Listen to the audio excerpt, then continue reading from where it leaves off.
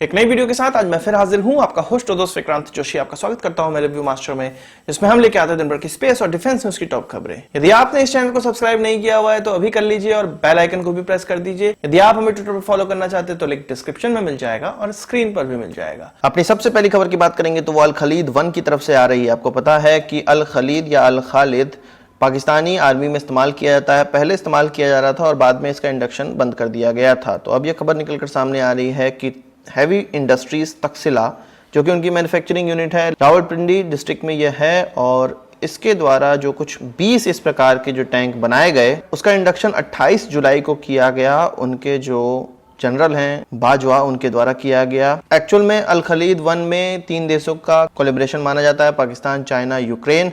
पाकिस्तान का केवल यहाँ पर पेंट लगता है, यूक्रेन का इंजन लगता है और चीन का यहाँ पर जो डिजाइन है वो इस्तेमाल होता है। इस अल खालिद 1 के द्वारा कुछ 300 टाइप 85 टैंक और 320 T80 टैंक को रिप्लेस करने की संभावना है और इसके माध्यम से वो चाहते हैं कि भारत का जो T90 टैंक है उसके विरुद्ध ये कोई टैंक खड़ा कर सकें, जो कि आप समझ सकते हैं कि जिस प्रकार के देश इसका निर्माण कर रहे हैं ये कहीं भी टिकने वाला नहीं है। वही बात करें चाइना का जो नेविगेशन सिस्टम है बैडू, उसकी अब ये पूरी तरह से ऑपरेशनल हो चुका है। उनके जो प्रेसिडेंट हैं शी जिनपिंग, उनके द्वारा इसका इनॉग्रेशन कर दिया गया और ये कहा गया कि ये पूरी तरह से अब स्टार्ट हो चुका है और विश्व के कुछ ऐसे देशों में अभी ये फिलहाल इस्तेमाल किया जा रहा है, जो कि बेल्ट और रोड इनिशिएटिव के तहत, चाइना का जो बेल्ट और रोड इंफ्रास्ट्रक्चर का इनिशिएटिव है उसके तहत जिन देशों में ये इनिशिएटिव चल रहा है उन देशों के द्वारा इस नेविगेशन सिस्टम का ऑलरेडी इस्तेमाल किया जा रहा है।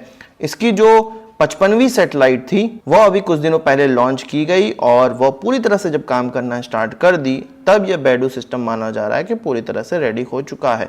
और ये जो सैटेलाइट लॉन्च की गई थी वो BDS-3 के तहत लॉन्च की गई थी। इस चाइनीज नेविगेशन सिस्टम की खास बात यह है कि इसके माध्यम से कम्युनिकेशन करने के लिए 1200 चाइनीज कैरेक्टर की एबिलिटी के साथ इसमें मैसेज भी ट्रांसफर किए जा सकते हैं। चाइना इसके माध्यम से US का विश्व प्रसिद्ध GPS, रशिया का ग्लोनास और यूरोपियन यूनियन के गैलीलियो नेटवर्क को एक टक्कर देने का प्रयास कर रहा है। पर चीन के जो फॉरेन मिनिस्टर हैं उनका कहना है कि इन सिस्टम के साथ मिलके चीन का ये सिस्टम काम करेगा। हालांकि चीन इन नेविगेशन के नेटवर्क, जो अन्य नेटवर्क हैं, उनके साथ मिलके काम करने की बात कर रहा है, पर चीन का हमेशा से यह प्रयास रहा है कि वो इन नेटवर्क्स को टक्कर दे। भारत का जो नाविक है वो भी मिलिट्री और स्पेस सेक्टर में हमने इस्तेमाल करना स्टार्ट कर दिया है, पर कॉमन पीपल के लिए अभी यह नहीं खुला है। हालांकि कुछ चिप्स में नाविक सपोर्टिंग जो नेविगेशन सिस्टम है वो आ चुके हैं और मोबाइलों में भी इनका निर्माण किया जा चुका है। अब बात करते हैं भारत और चीन के रिश्तों की। आपको पता है कि लिपुलेख पास, जिसमें कि भारत ने अभी अभी एक रोड का इनॉग्रेशन किया है और उसके बाद नेपाल ने इस क्षेत्र को अपना कहा था और इसके लिए नक्शा भी पास किया गया था। तो इसी क्षेत्र में अब चाइना इस मौके का फायदा उठाकर इस ट्राई जंक्शन पे आक्रमण करने का मन बना रहा है और उसने यहाँ पर ट्रूप की अवेलेबिलिटी भी बढ़ा दी है। हो सकता है चीन का यहाँ पर मंशा यह है कि नेपाल और भारत जो आपस में लड़ रहे हैं उसका फायदा उठाते हुए चीन यहाँ पर अग्रेशन दिखाए। भारत इस क्षेत्र पे इसीलिए कब्जा चाहता है क्योंकि यहाँ पर चीन कभी भी अग्रेशन दिखा सकता है यदि यह क्षेत्र नेपाल के कब्जे में हो तो। और जैसे ही नेपाल ने अपने मैप में इसको दिखाया, चीन ने अपना कारनामा स्टार्ट यहाँ पे कर दिया है। हालांकि भारत ने भी चीन के बराबर के ट्रूप्स यहाँ पर डिप्लॉय कर दिए हैं, पर यहाँ पर थोड़ी गर्माहट अब बढ़ गई है। गर्माहट की बात करें तो एक मीटिंग आज मोल्डो में हो रही है, जो कि चीनी साइड LAC है और यहाँ पर चीन और भारत के मिलिट्री अधिकारी 5वीं मीटिंग कर रहे हैं डीएस्केलेशन के लिए। और पैंगोंग सो इलाके में और पूरे लद्दाख में किस प्रकार से आगे डीएस्केलेशन होगा इस चीज पर बात की जा रही है। वही बात करें नेपाल की तो नेपाल ने जो ये लिपुलेख पास, काला पानी इत्यादि को इंक्लूड करता हुआ जो मैप बनाया था उसको वो गूगल को भेज रहे हैं, UN को भेज रहे हैं, ताकि इंटरनेशनल कम्युनिटी इसको अप्रूव करे और इसके हिसाब से आगे काम करे।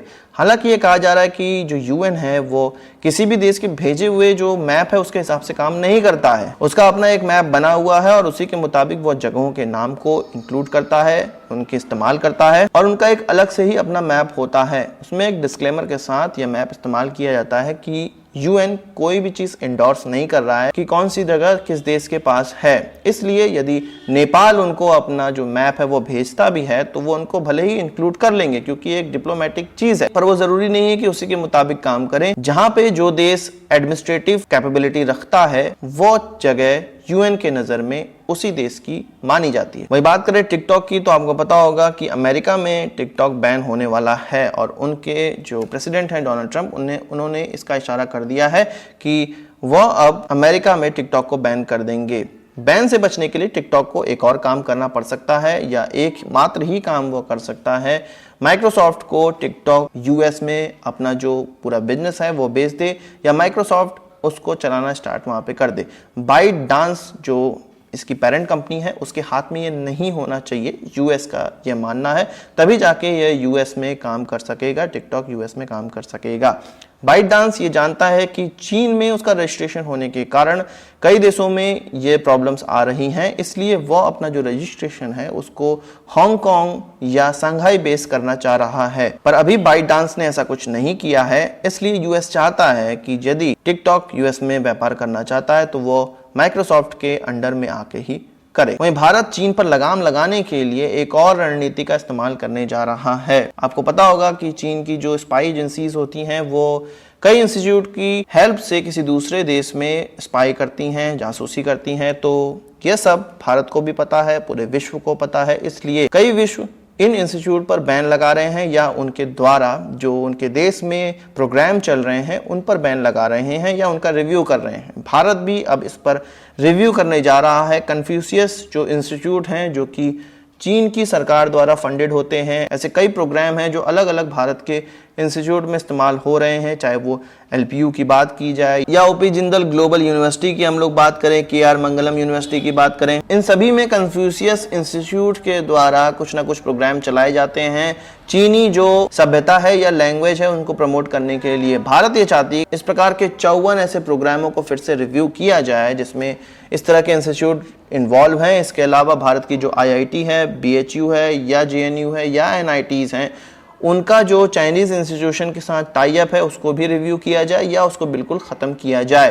तो एक अच्छा मूव इसको माना जा सकता है। तो आज की इस वीडियो के लिए बस इतना ही। आशा करता हूँ वीडियो पसंद आया होगा, आप इसको एक बड़ा थम्स अप जरूर देंगे। इस वीडियो संबंध कोई सवाल सुझाव हो तो कमेंट बॉक्स में जरूर लाइएगा और यदि आपने हमारा चैनल तो सब्सक्राइब नहीं किया हुआ है तो उसे भी कर लीजिए, क्योंकि हम इस प्रकार की वीडियो लाते रहते हैं। नमस्कार, थैंक यू, जय हिंद।